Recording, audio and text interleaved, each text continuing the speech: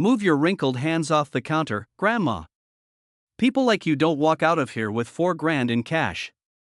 Officer Brent Maddox snatched Evelyn Bird's ID from her trembling fingers. You should have kept your little social security check and stayed quiet. Outside, a row of leather vests and helmets had already turned toward the glass doors, watching. He hadn't realized he wasn't the only one watching her. Evelyn Bird, 74, stepped into Stonebrick Federal Bank that Friday morning.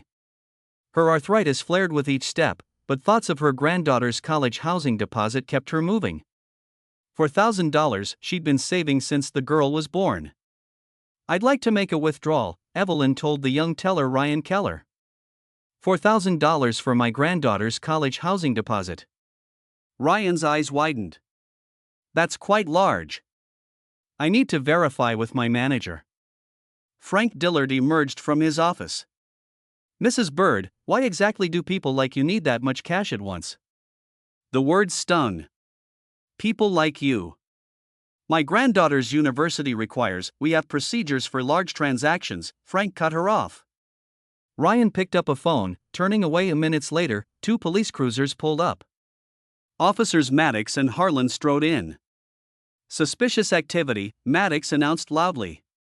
Where did someone like you get $4,000? It's my money. I worked 32 years at. Let me see that ID. Doesn't look right. Maddox snatched it. Could be fake. I've been a customer here 40 years. The bank believes you're attempting fraud. When Evelyn reached for her purse, Maddox shouted, "Keep your hands visible."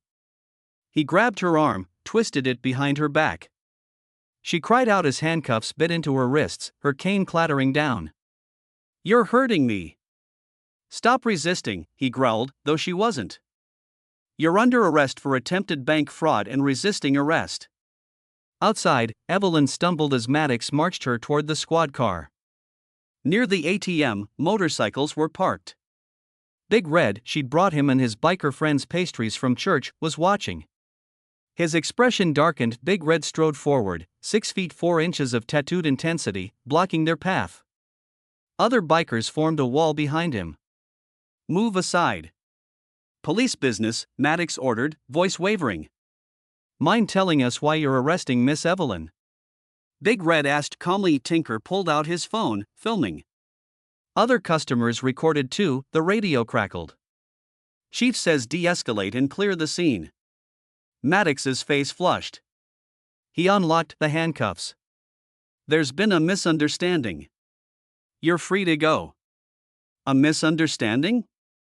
Big Red repeated dangerously. "That what you call this?" The bikers escorted Evelyn back inside. She got her $4,000. Big Red offered her a ride home, not at her house. Big Red gave her his number. "Call anytime, day or night." That afternoon, bank teller Marisol called. "Mrs. Bird, I have to tell you, Mr. Dillard didn't call police because you were suspicious. After you left, he was laughing, saying he was teaching you a lesson. He said you people always claim it's for family, but it's really for drugs." That evening, someone smashed Evelyn's mailbox. When she called police, they dismissed it as just kids. At 8 o'clock, Maddox's patrol car cruised past her house twice, slowly. At 9:30, someone threw eggs at her door. In the morning, she found a bogus citation, lawn height violation. Fine, $150. Officer, B. Maddox. Her lawn had been mowed 5 days ago. "They're punishing me," she whispered. Big Red arrived and made calls. Miss Evelyn's being harassed. 4 bikers gathered at her home. "We're setting up protective shifts." Monday, a letter arrived. "Your account has been flagged and frozen pending review."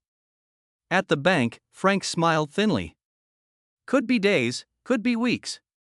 Teller Marisol whispered, "Frank personally flagged your account. He said he was teaching a lesson about respect." The bikers organized evidence, videos, recordings, timelines. They drove Evelyn to attorney Samuel Given. "This is one of the clearest cases of misconduct I've seen," Given said, reviewing everything. "Wrongful arrest, excessive force, discrimination, retaliation. We're filing a civil rights lawsuit." Thursday night, glass shattered. A brick crashed through Evelyn's window with a note, "Drop the case, or else." Her garden shed burst into flames. The bikers fought the fire until authorities arrived. Friday, neighbors gathered, hearing what happened. Similar stories emerged, all had experienced mistreatment. Church hall tonight, Reverend Jackson announced. "We organize." That evening, the hall overflowed. Dozens testified. Samuel took statements. "Together, we can demand accountability." The community stood with Evelyn. Monday in court, Judge Thornton listened to testimony. Marisol described Frank's racist comments. The helmet cam showed the brutal arrest. Frank contradicted himself. Maddox's composure cracked under cross-examination. Tuesday morning, the courthouse packed. Judge Thornton delivered his ruling. This court has been presented with overwhelming evidence of discriminatory practices and abuse of power. I am ruling in favor of the plaintiff on all counts. He ordered $1.5 million in damages, Frank's termination, officers suspended pending federal investigation, and a state inquiry into police practices. The courtroom erupted in applause. Outside, reporters clustered. Evelyn addressed them. "I never wanted to be in court. I just wanted to help my granddaughter. But when they put those handcuffs on me, something broke inside, the part that always stayed quiet." Her voice strengthened. "This victory isn't just for me. It's for every person who was ever afraid to speak up. Today, the court said my place is right here, equal under the law, deserving of respect, and brave enough to demand it." As cameras flashed, Evelyn felt the deep wound finally begin to heal, the one that came from decades of swallowed dignity.